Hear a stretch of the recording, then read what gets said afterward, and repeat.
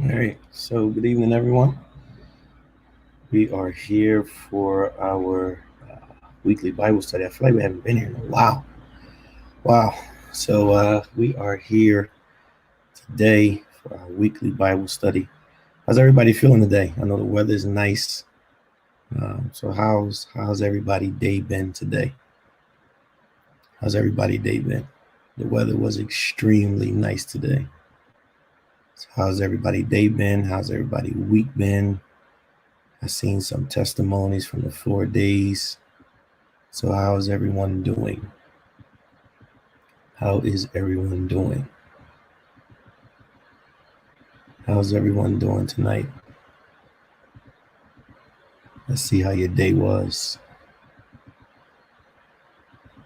I know that day was nice outside.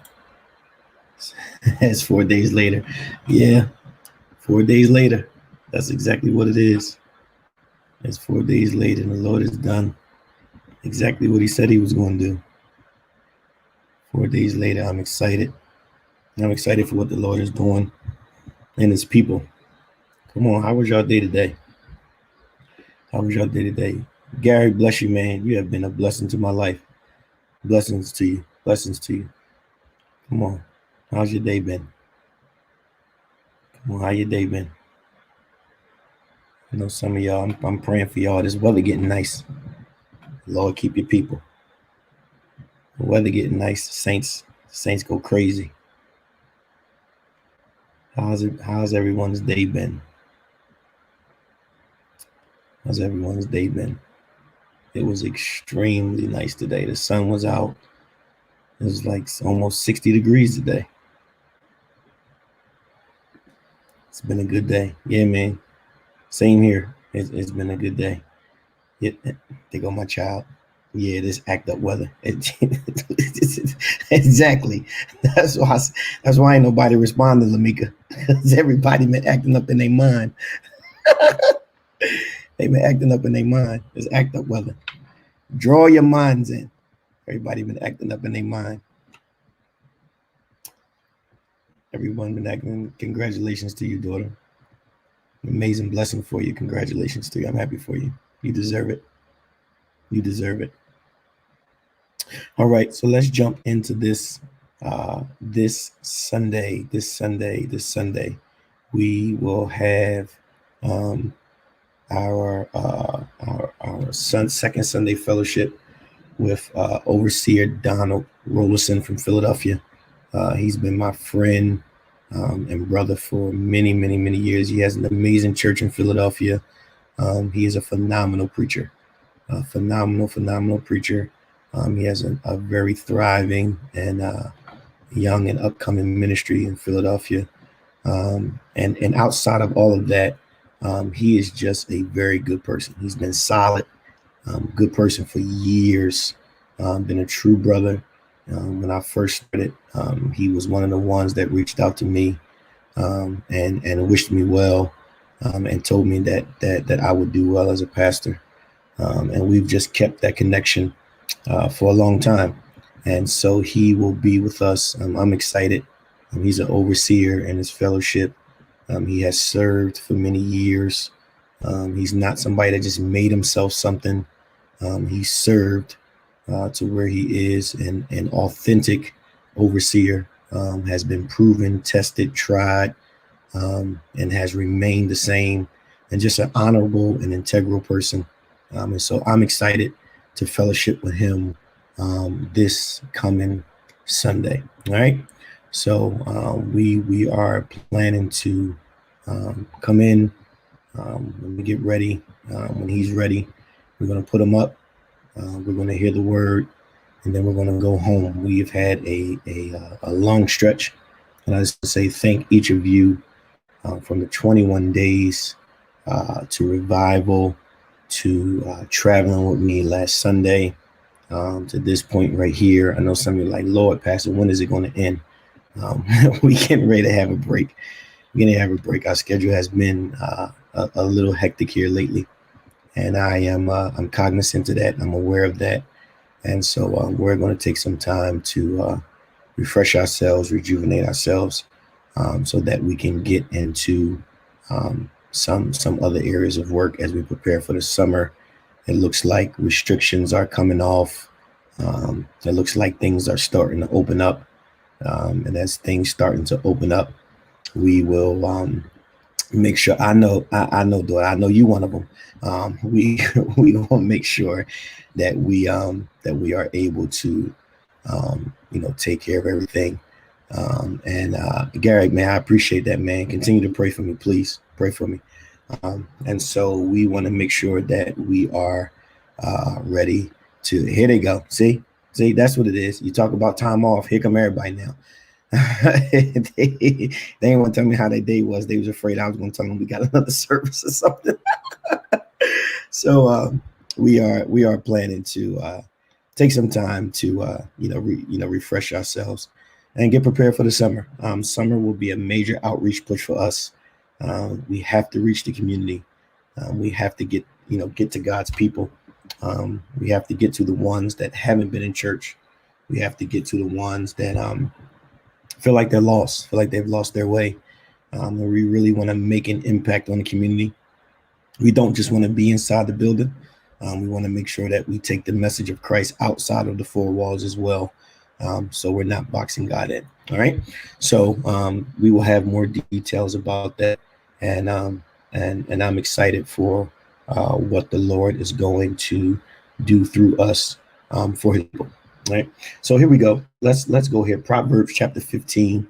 This will be our area of focus tonight. This will be our scripture focus tonight. Proverbs chapter 15, verses 1 through 4. And this is what the Lord says to us through his word. It says, a gentle answer turns away wrath, but a harsh word stirs up anger. The tongue of the wise adorns knowledge, but the mouth of the fool gushes folly. The eyes of the Lord are everywhere, keeping watch on the wicked and the good. The soothing tongue is a tree of life, but a perverse tongue crushes the spirit. All right. So we're looking here in Proverbs, and Proverbs greets us, and it gives us some instructions on how we should mind our mouths, or be cognizant or aware of the things that we say. And Proverbs is oftentimes classified as the book of wisdom. And so what we see here is we see multiple passages that gives us some type of instruction or guidance in how we treat people, the things that we say, how we approach things, the mindset in which we should approach them. But more than anything, the biggest focus in Proverbs is the things that we say out of our mouths. What are we saying to people? How are we saying things to people? Sometimes it's not so much what you say, it's how you say it. It's not that people don't want to receive what you have to say, but the manner in which you have presented it makes it difficult for people to receive, what you have to say. And so Proverbs is not a place or a book for us, to be so deep about. Proverbs is a place for us to really focus on the principles that the Lord is trying to get us to understand, right? And so mostly Solomon was the one that wrote this. Yes, let me get it's the truth, right? And Solomon was the one that was the author for the majority of Proverbs. There are some other authors during this time, but Solomon wrote this. And watch this. Solomon wrote this because He was trying to teach his son not to do what he had done. And so what he did was he knew he had lineage behind him.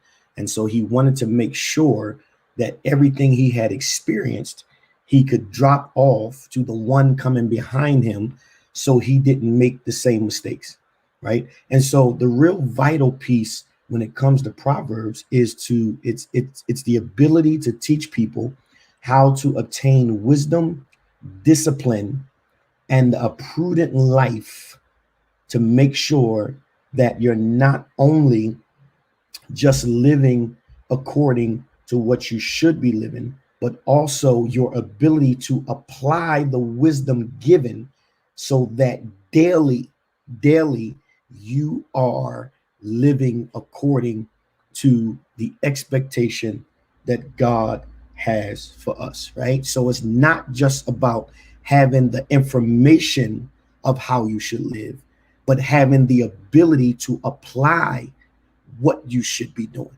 right? It's one thing to have a bunch of information. A lot of people have information, but the issue is not, do you have the information? The issue is your ability to be able to apply the information. And if you have a bunch of information and you don't apply the information, then it's all for naught. Absolutely, Dr. Whitehead, a prudent life, right? Your ability to be able to daily apply the necessities needed to live a life of wisdom, discipline, and prudence.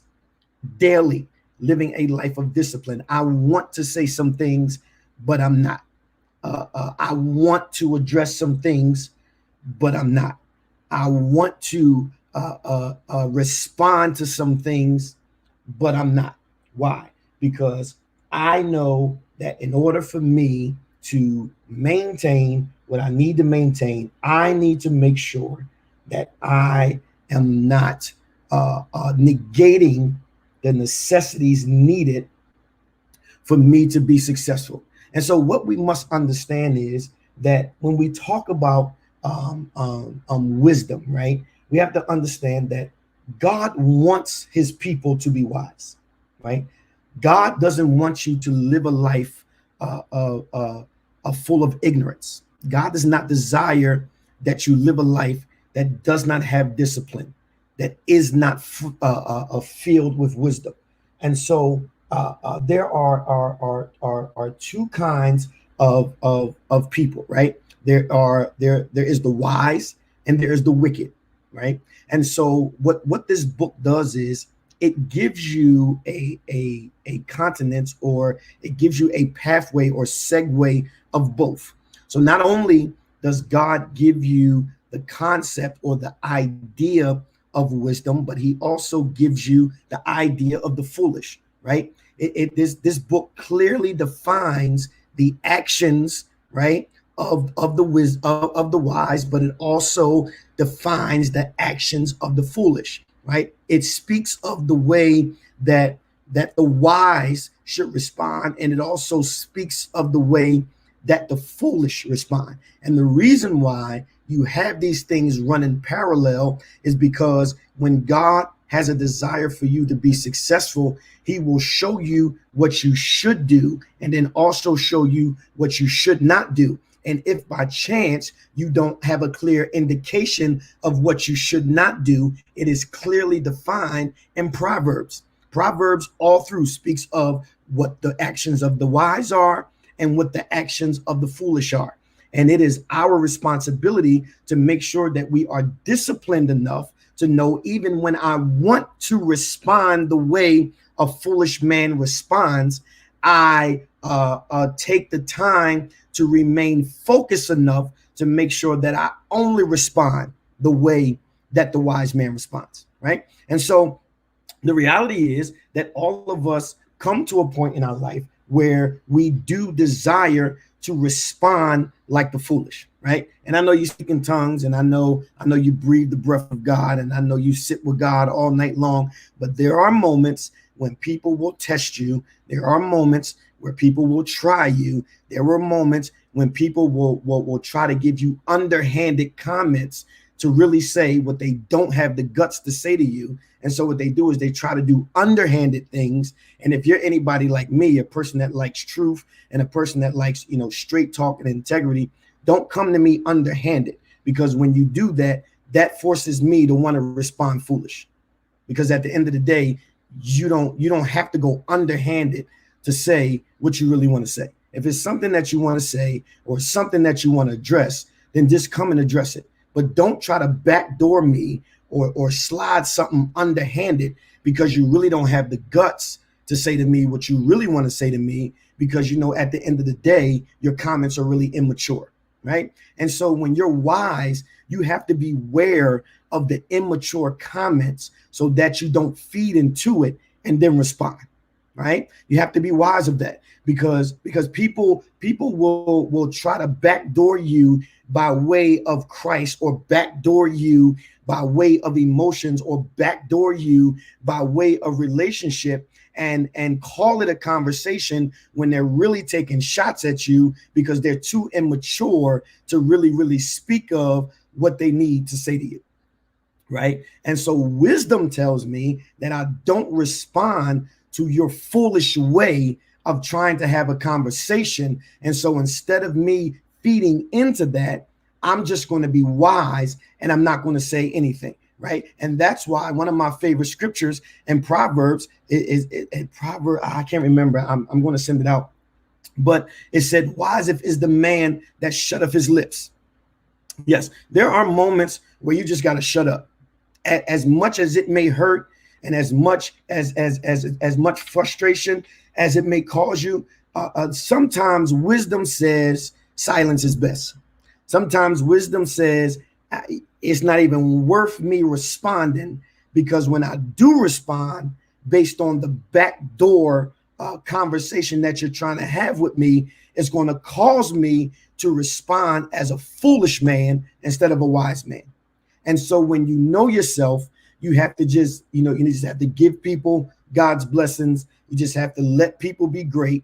And at the end of the day, this is what I can guarantee you. The same ones that try to backdoor you or say little slick stuff is going to be the same ones in your inbox, on your voicemail, or in your messages asking for prayer later, right? And our responsibility is to still be mindful, to be able to watch this, y'all. You still got to pray. I know it's frustrating, but you still got to pray and be there for the same ones. Watch this, that don't know how to handle you in certain cases, right? Your responsibility, Mike, I love you, man.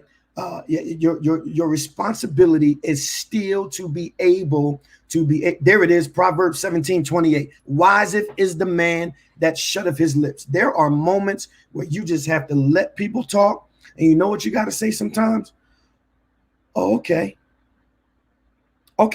all right, and just let it be, because there are moments where people will say things and continue to say things because they really want a response from you. And you got to be wise. Mike, you already know what it is. You got to be wise to know that I'm not going to do that, because if I do that, watch this, y'all. I love this lesson. If I do that, what's going to happen is they're never going to remember what you did to me. They will only remember what I responded to. Let me help y'all. Let me tell you something. They will never remember what they did to provoke you. They will only remember what your response is. And your character, your integrity is not worth being tainted, because people don't have the integrity to be able to come to you and speak to you with humility.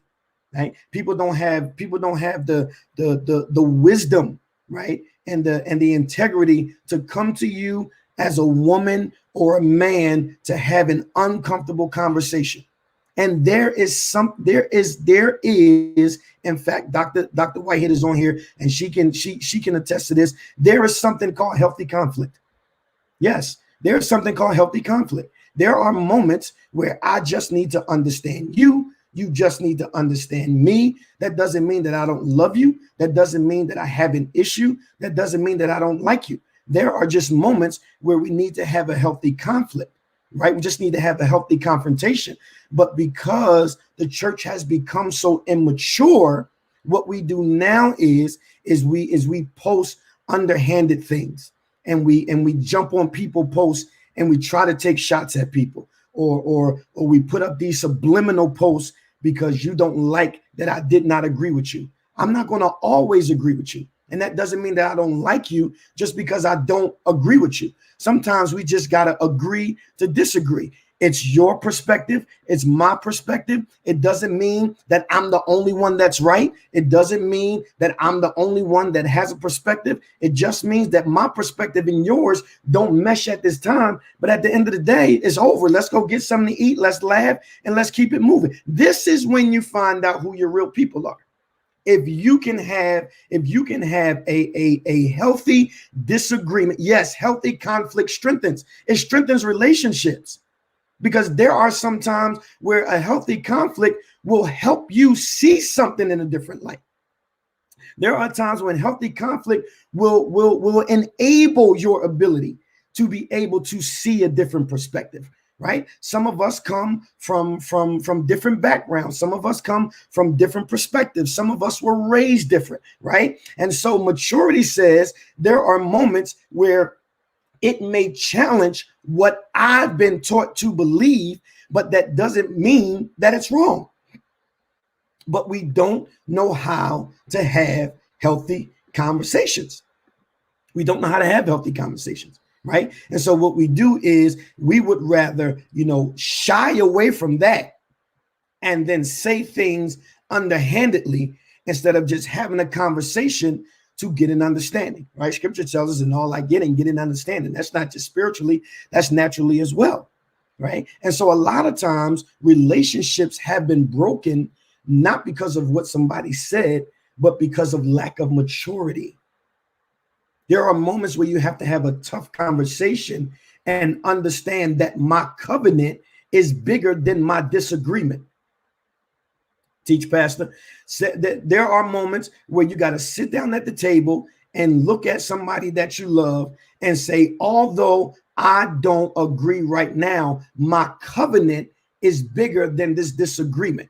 And so we may not agree right now, but my covenant says I'm not going to make this nasty. I'm not going to say something I shouldn't say. I'm not going to take this to another level. At the end of the day, we just don't agree. But my covenant says at the end of the day, I can respect how you feel, even if I don't agree with how you feel, right? We become disrespectful just because people don't agree with us. Well, nobody's always going to agree with you, and you don't know everything. And just because you experienced something before, that don't mean that's the same situation now. And what we've done is we have labeled people based on our past, and we have labeled people, illegally. And if you don't know it, you're not the only person that has discernment. And so people know when you've labeled them. People know when you're looking at them a certain way. People know when you having backdoor conversations about them. And then we go around saying, well, I don't fit in and people don't like me. And it seems like I can't get along with people. Right. Because what have you said out of your mouth? What have you said that gives people an indication that you have not handled them correctly? Right. This is the truth of the matter. This is the truth of the matter. It's not about being deep. It's about being honest. You have said some things prematurely about people because you feel like you breathe the breath of God. You feel like now that God has cleaned you up, now you're above everybody else. Now that God has allowed you to get past some things that you once struggled with. Now you're looking down on people. You've made some comments that are immature. And now because people feel it, people have distanced themselves, and now you're making it as if you're the victim, when in all actuality, this is a result of what you said out of your mouth. Once you say it out of your mouth, you cannot take it back. You can't take it back. And a lot of the damage that has been done has been from the mouths of the people that we say we love, right? So look here, watch this. Let's look at the breakdown here. And so the first part, of verse 1 says, a gentle answer turns away wrath, but a harsh word stirs up anger, right? So look at this. Gentle, right? Gentle. Gentle is a tender temperament, mild, or kind person, right? Now, gentle is not to be confused with somebody that's a pushover, right? Gentle is not to be confused with somebody that you can just manipulate, use, and treat any kind of way. There are some people that just have a gentle temperament. A lot of it comes from the way they were raised. A lot of it comes from what they have survived. And a lot of times, what you realize is the people that are gentle either come from homes that were really, really quiet and peaceful, or a lot of the gentle people come from a state where they were really, really hard, really, really boisterous, really, really loud, but had a life experience that caused what used to be so hard externally to become really soft internally. And as a result, has now changed their characteristics, right? And but wrath is that fierce anger, right? You ever meet people that's just mad about everything? Like, it doesn't matter what you talk about, it doesn't matter what the conversation is. They just go from 0 to 1,000. And you're like, we just having a simple conversation. How did you get that upset just that quick, right? Because their characteristic is one of fierce anger, right? They get frustrated over everything. They get annoyed by everything. You ever ask somebody like what's wrong? Like, what happened? I don't know. I'm just annoyed. You don't know, and you just annoyed. That's scary. If you don't know why you are annoyed and your anger is that high, that's very, very scary. That's very scary, right? And what does harsh say? Harsh is unpleasant in action or cruel, right? Anger, strong feeling of displeasure and belligerence aroused by a wrong, right? And so when we look at this, the scripture is saying to us a soft, a mild, a kind answer turns away the anger that someone else may be having, right? And so if somebody comes to you and they're on 1,000, then you can't in turn respond and be on 1,000 at the same time, right?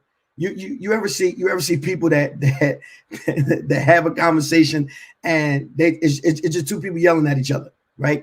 Ain't nobody listening, ain't nobody paying attention, ain't nobody taking into account what nobody said. And so what we now have is just a shouting match, right? They just shouting back and forth, everybody trying to get their point across. Nobody's listening to one another. And then what does it do? It often turns physical, right? It often ruins relationships, right? Or it just becomes this overblown thing, all because there are moments where a simple answer can just turn away all of that, right? And sometimes that simple answer is, you know what? I don't know if this is the right space and time to have this conversation, right? There are moments where you just have to say, like right now, like I just don't have anything to say. Why? Because you need to process what's going on. You need to process your thought pattern. You need to process what your response is going to be so that you make sure you always respond in integrity, right? Most recently, one of my elders was reaching out to me in reference to something, and I texted him and said, right now, I don't have anything to say, right? And I wasn't angry at that person. I was trying to process a situation. And so because at the end of the day, it doesn't matter that I'm a pastor, I'm still human. And there are things that have the ability to try my patience as well.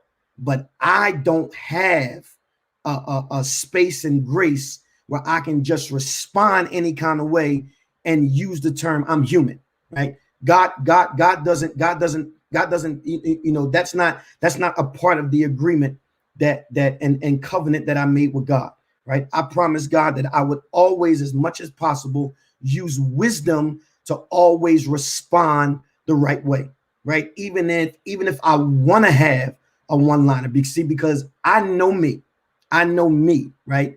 And I can be very sharp, I can be very sarcastic, and if I really get in a space, I could say something that really hurts your feelings, right? And I know that. It doesn't matter about me loving God. It doesn't matter about me being a pastor. It doesn't matter about me preaching God's gospel. At the end of the day, I know my human deficiencies. And so because I know them, I don't use the human perspective to say, oh, I'm human and take a shot at people, right? So although I know my human deficiencies, I still have to rely on the expectations that God has for me, which is use the wisdom I've given you in the Bible to be able to respond when you feel those human deficiencies are rising, right? That's what Proverbs is for. Proverbs is to keep you from responding in that human perspective. See, because here's the thing. The reason why, sometimes we aren't as respected or received as we want is because we use the I'm human line as a crutch, right? We use the I'm human line not to be disciplined. We use the I'm human line not to be respectful. We use the I'm human line to really take shots at people.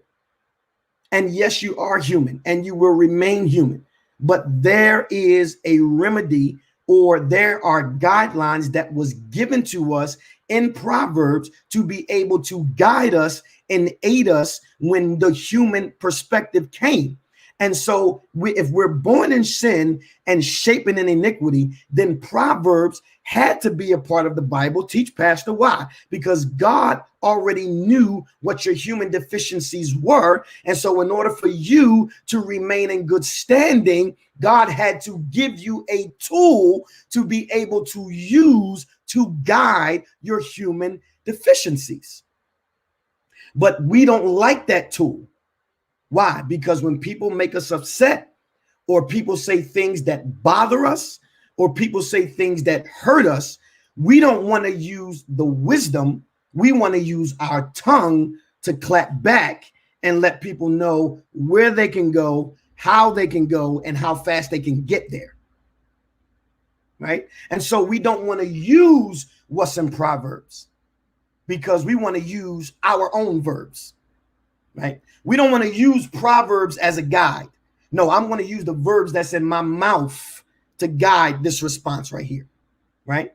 But once you say these things out of your mouth, you can't get them back. So Wanda, love you much. You can't get them back. Right? And so we have to ask ourselves, right? And I think this is a great question to ask ourselves tonight. And I want you to be honest, and this is not for you to respond, but I want you to internally think about this question right here. How many lives have been affected negatively based on the way you handled them with your words and unpleasant actions? Right? How many relationships have been fractured? Right? How many friendships have been ruined? Not because, watch this, not because you didn't have a right to respond, but because of the response that you chose to use instead of the response you should have used. Right? There are moments where we can't rely on what somebody has done to negate the fact of how we should respond. Right? It doesn't negate what they did. It doesn't make what they did okay. But your response doesn't make you right. Right? We are still responsible to handle things the right way. The scripture tells us right here, a gentle answer can turn away wrath. This is a hard lesson. I know it wasn't going to be more. It wasn't going to be a lot of comments tonight. I already knew that. I knew it wasn't going to be a lot of comments tonight. I see people jumping on and off. They're probably like, yeah, no, I don't want to hear that lesson. Right?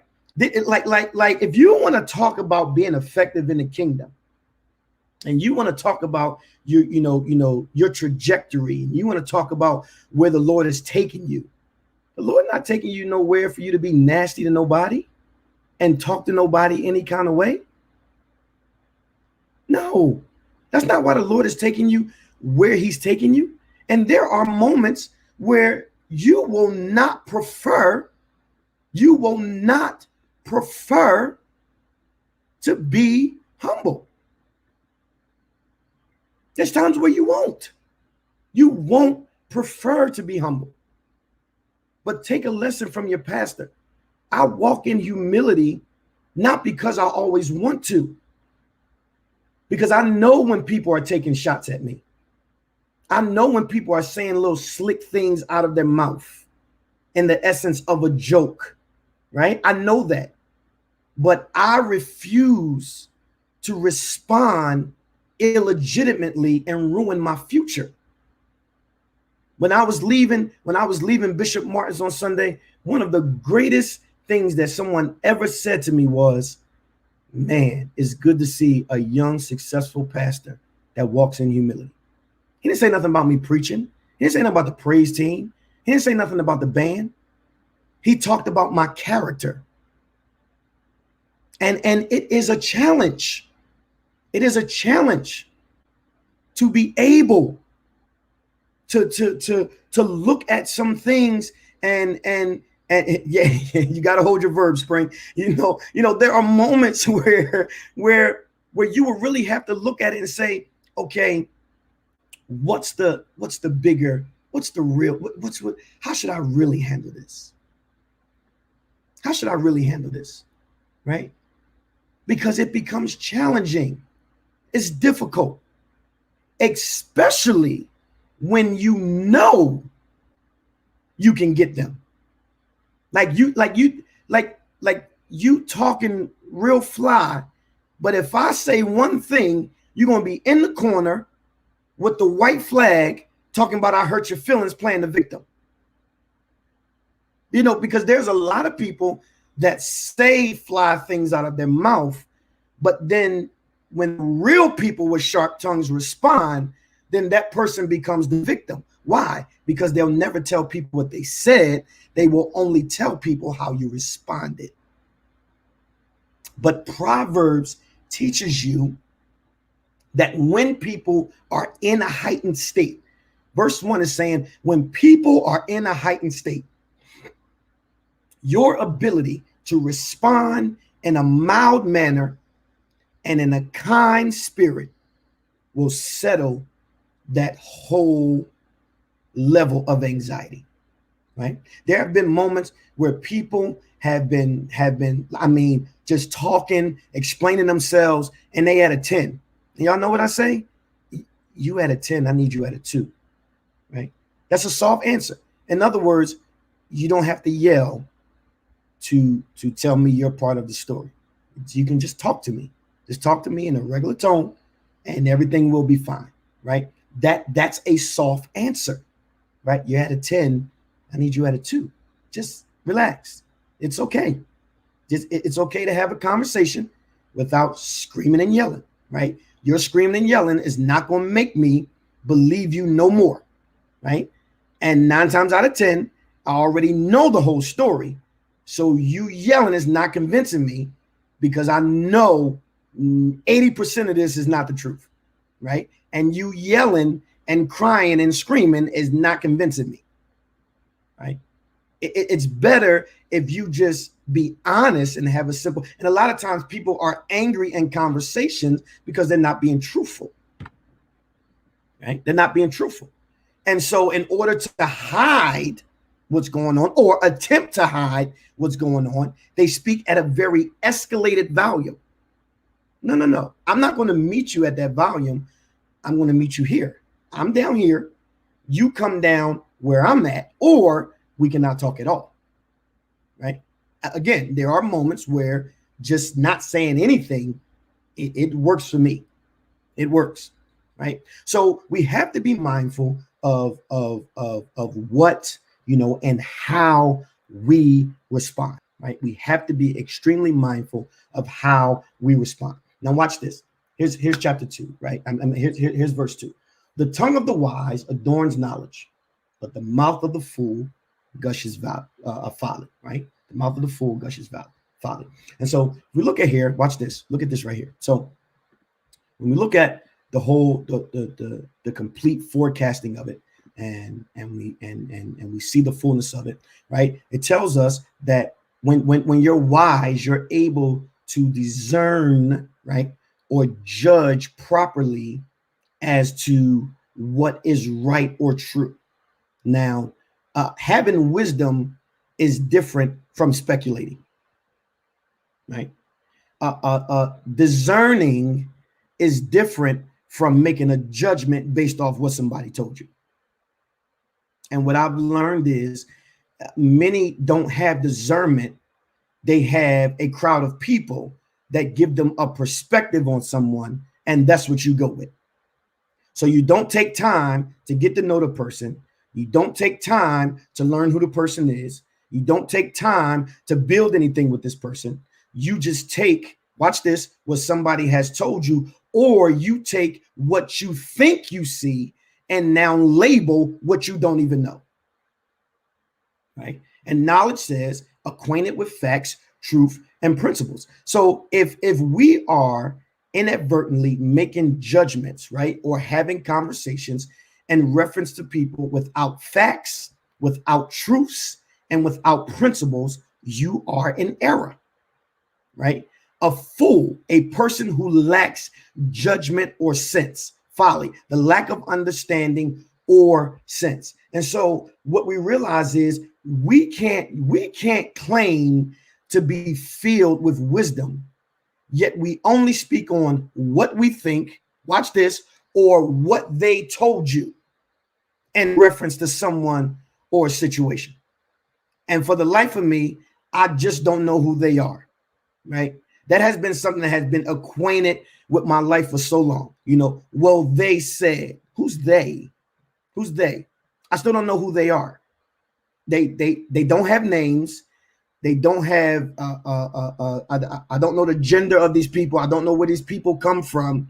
It's always a category of they. And what I'm starting to believe is it's not they, it's you. It's not they. It's not a they. You know, we use they again to use an underline covering to really try to camouflage the fact that this is how you feel. But see, I could have more respect for you if you just told me how this is how you feel, as a way of saying this is what they said. And 9 times out of 10, if somebody comes to you and tells you they said it, they don't exist, and they don't have the guts to tell you this is how they really feel. I don't know who they are, Elder Barry. I have heard this for years. You know, well, they said, and they think, and they, well, who is they? Who, I mean, this is a prominent group of people.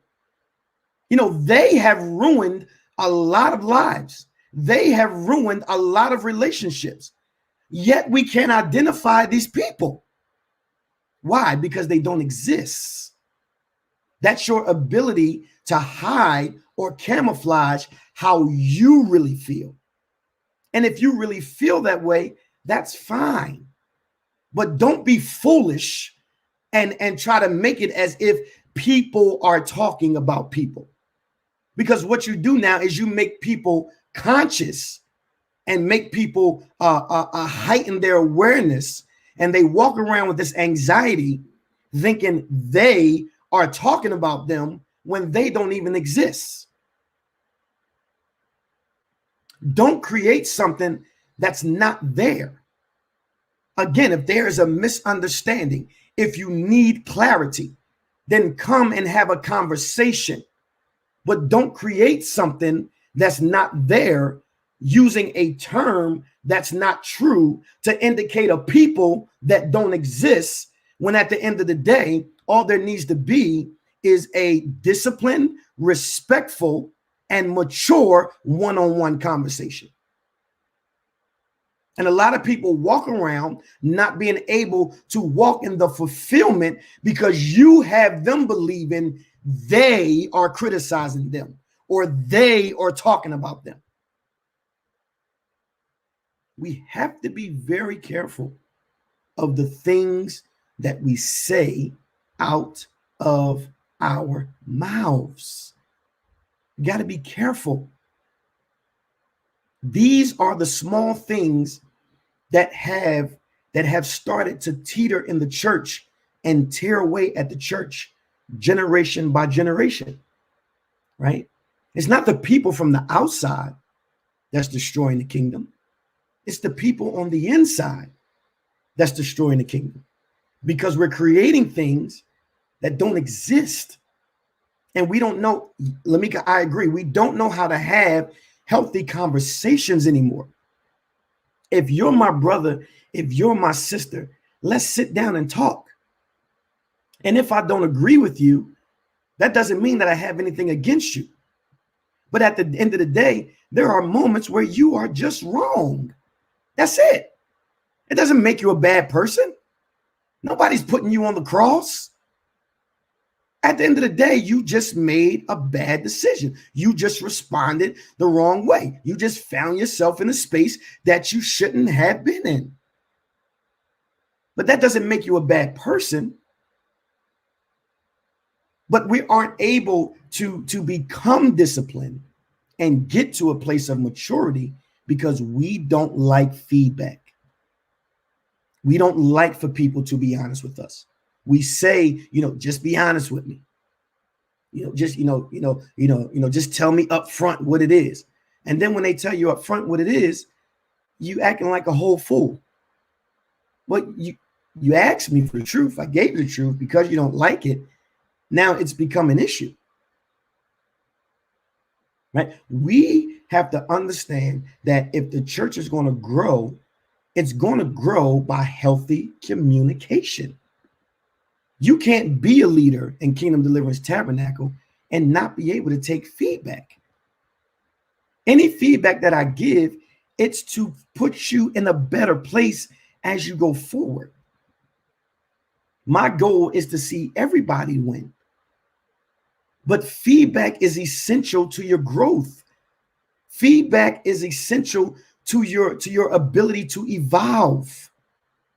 Feedback is essential to your ability to go from one level to the next.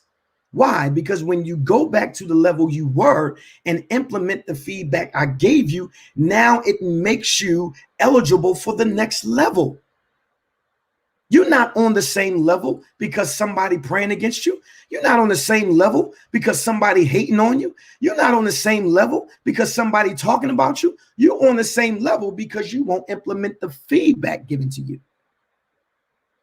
The feedback is the ability to help you look at what parts need growth, apply it to them, see those areas grow, you grow, and now go to.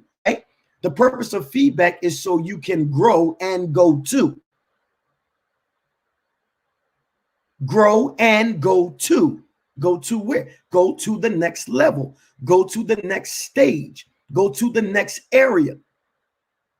Some of us have stayed in places too long because we refuse to implement the feedback where we are. Right? Come on, son. Come on, Jonathan, tell him. Right? Come on. It's not as the and sometimes because, and here's the thing, this is what I will say, because we have been mishandled at times, right? Because we have experienced a leadership in the standpoint of being a bully, right? Because we have experienced leadership in a space that hasn't always been with the best intentions, right? We have now created these walls that says I need to protect myself. Well, Pastor, how you know that? Because I did that. I know what it's like. I know what it's like to be mishandled. I know what it's like to be dropped. I know what it's like to be left. I know what it's like to be laughed at, right? I know what it's like for everybody to be looking at you based on your fall and people putting your stuff out. I know what it's like to be mishandled, right? But I also know what it's like to implement feedback from a pure perspective. right? I'm where I am because I was able to implement the feedback that Bishop Walker had given and continues to give to me to this very day, and other mentors that I have in my life, right? So yes, I will agree. Some of it is a defense mechanism, right? I've been wounded before. I've been hurt before. I don't want to be mishandled, right? I don't want to be made to look like a fool, right? I don't want to be embarrassed, But I think what we have to understand is if if if we are really getting to the next level, then we have to understand that feedback is necessary, and it doesn't mean that you aren't skilled. It doesn't mean that you aren't qualified. But you can even have a fixed mindset, which says nobody can tell me anything, or have a growth mindset that says I'm going to utilize what I've been given so that I can be better. The goal is to be better than where we were, not be bitter about the way we were handled. I'll say it again. The goal is to be better than where we were, not still be bitter about what happened before. And a lot of our growth is because we're still bitter about what happened before from a group of people that's not thinking about you, that then went on about their life and don't care nothing about you. But the people that want you to be better are the people that you fight day to day. You can't say you want the fullness and not be able to take the feedback where you are so that you be better. Being bitter is your inability to be able to grow past the fact that somebody harmed you before, and now you are viewing everybody as the same. Everybody is not the same. Everybody is not the same. And watch this, if in fact you have grown past where you were, then you should be able to remember where you came from, but appreciate where you are now so that you can get to a better place. But you can't get there without being able to take feedback, right? There's a fixed mindset, there's a growth mindset, and you have to determine which side of the field you want to be on. But you can't play in both areas, right? So look at this. It says, the tongue of the wise adorns knowledge. Now watch this, right? This is still here, right? The tongue of the wise adorns knowledge, but the mouth of the fool gushes folly. Now watch. Wisdom says, this might be as far as I get tonight. Watch what wisdom says. Wisdom says, even if I don't have knowledge, right? I do have knowledge. Even if I do have knowledge, there are some things I don't need to make others knowledgeable of, because it could cause more damage. Right? Y'all see them signals? Y'all see how them signals are bare? You see how them signals aren't filled in on the graphic? Right? Because we have to learn to take the frequency out of information that doesn't provide positive energy. I'll say it again. We need to learn to take the frequency out of information that doesn't provide positive energy.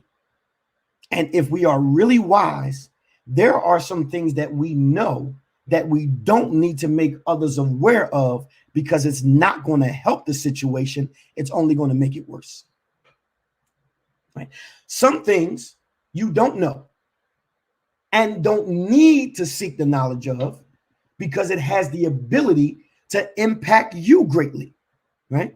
You ever see people that were fine, and they always spoke to you, and y'all always had a good situation, and y'all always were in a good space, and then out of nowhere, right, they change, or they turn, or they start dealing with you differently, or they start looking at you differently.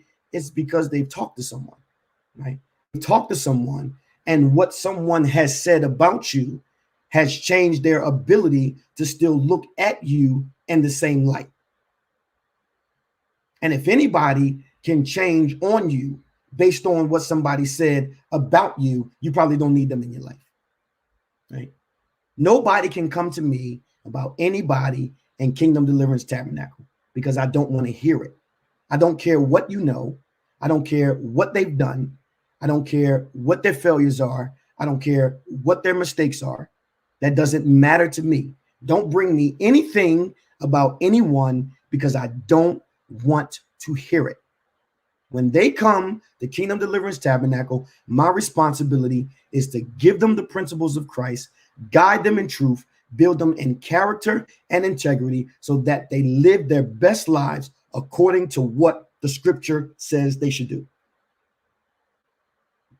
And sometimes we make forecast about people, or we make assumptions about people based on the way that we think they are living and don't really know what their day-to-day struggle is and what they are trying not to live anymore. And so we look at the outward appearance and we automatically assume that people are engaged in things, watch this, that they're not even engaged in. And you don't even realize that this thing that you are in your mind accusing them of, or talking about, or interacting about, or having conversations about is the one thing that they are fighting to suppress each and every day under the grace of God, not to operate and do, but to suppress it, to keep from being involved in. And that's why wisdom says sometimes silence is safe. Sometimes I just don't need to say anything. I don't need to say anything. Sometimes you just need to be quiet. Sometimes people just need an ear, but they can't get an ear. Why? Because there aren't any ears available. Why, Pastor? Because all the mouths are going. There's no space for nobody to have a safe space to communicate because everybody's talking. No one's listening, and everybody has their perspective, and everybody think this person. There are a great group of people that you don't even know, not even living a quarter of what you think they are. But because we have created our own concepts of people, and we have created what we believe people are doing based on what we see, watch this, or based on who they are connected to, we automatically assume, right? And so what I had to understand as a young pastor is the knock was always about who went to the church, right? And then people wanted to inadvertently question who I was as a pastor and what my moral capabilities were. But see, if anybody knows Pastor Craig, then you know who I am, right? You know who I am. And so I don't try to defend what I know is not a fact, right? At the end of the day, people have a real problem with people loving and caring for the people that they don't like. And so because they don't like them, they don't want you to like them. And so if they don't want you to like them, then they try to label you along with them based on their past. But wisdom says, I'm not worried about your past. I'm worried about where you are now and how I can help you be better as you go into your future.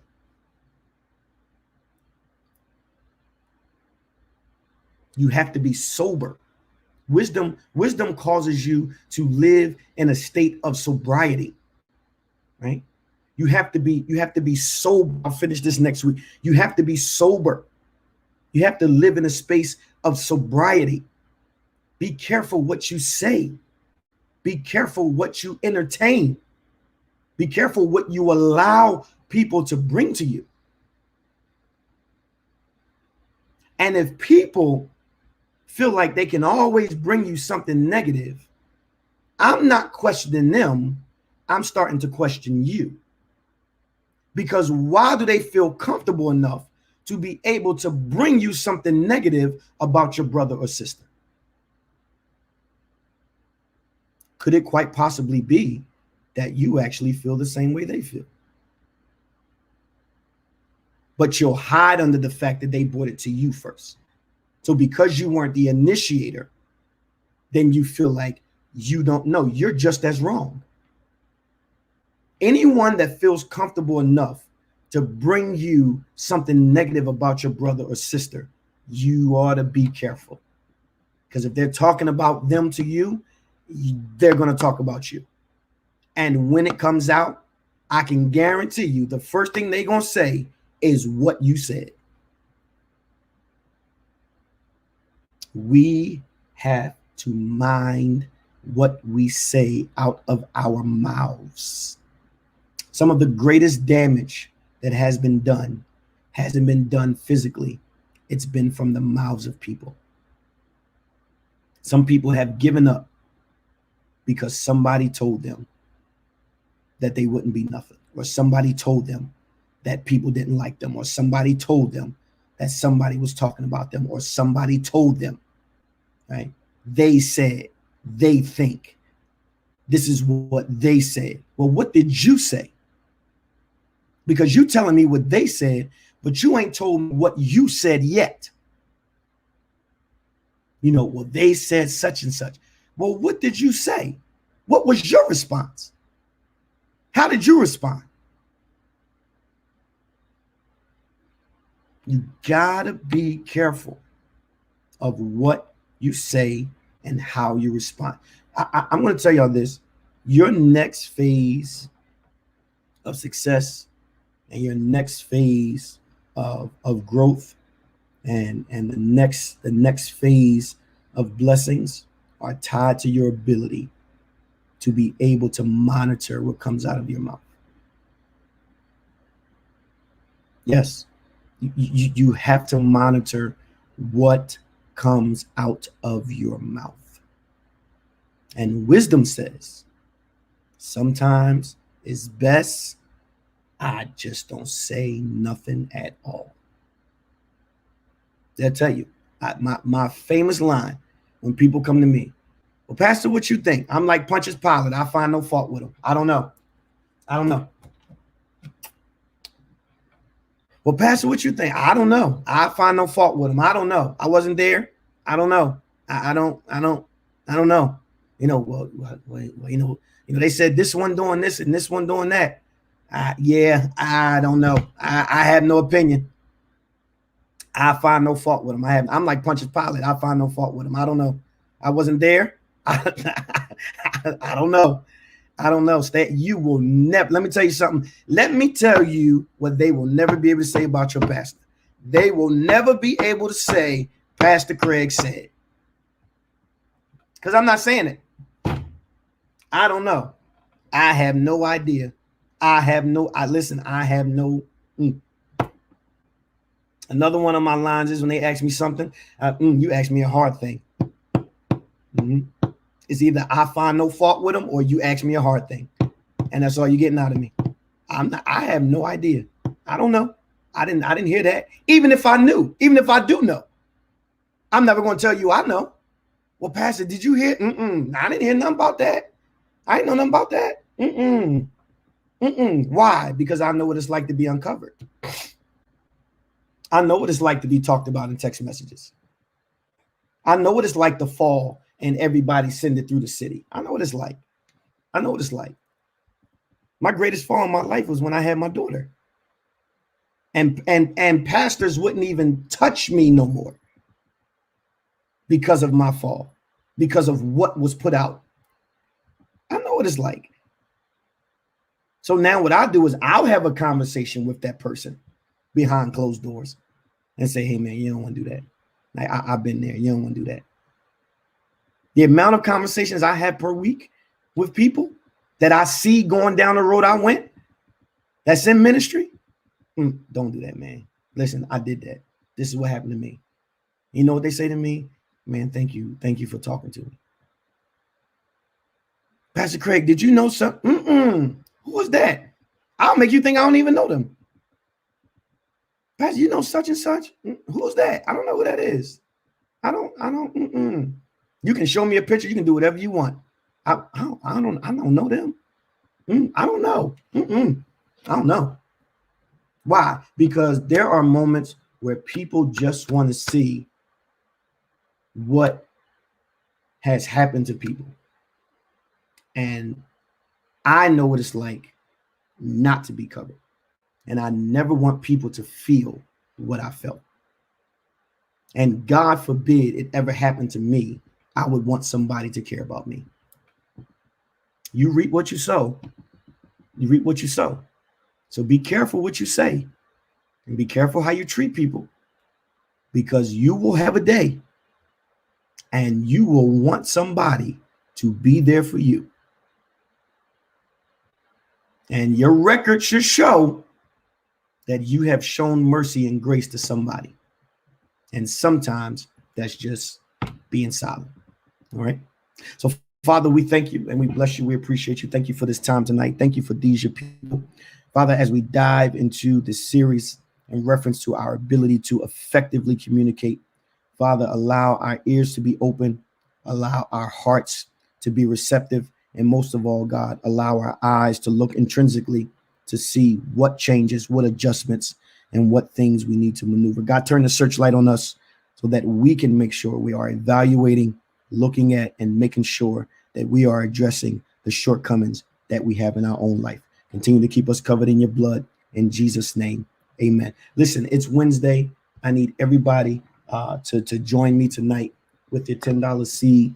And when you are done, can you just type done in the comments for me? Can you just type done in the comments? You can give Cash App. You can give via Givelify.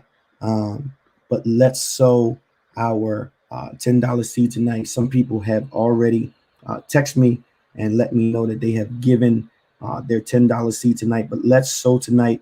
Our Givelify is simply Kingdom Deliverance Tabernacle. And our Cash App is at the bottom of the screen. Let's give our seed tonight. And when you have done it, can you just type done in the comments for me? I appreciate each of you. This seed each week has been a major blessing to us. And little is much when you place it in the master's hands. And I mean, this has really, thank you. Thank you so much. I see you. This has really helped us ministry wise to be able to continue to do the things in the ministry that we need to do. So once you get that seed, just type done in the comments. Okay, Mama T, I love you. I appreciate you. Come on, let's give that seed. Again, thank you so much for your support Sunday. To the Levites, thank you. Amazing. I'm still getting calls about y'all from Sunday night. And an amazing presentation in music ministry on Sunday night. So thank you for helping me and traveling with me. I appreciate each of you for your sacrifice. I do not take it for granted. My schedule is a little bit hectic sometimes, guys. And so, but when you guys are there with me, it's strength for your pastor. It's strength for your pastor. And your pastor doesn't live here. I don't live in Baltimore. I don't have no family in Baltimore. Y'all are my family in Baltimore. And so when you guys go with me, there's a level of comfort that I feel when I see, each of my babies there with me.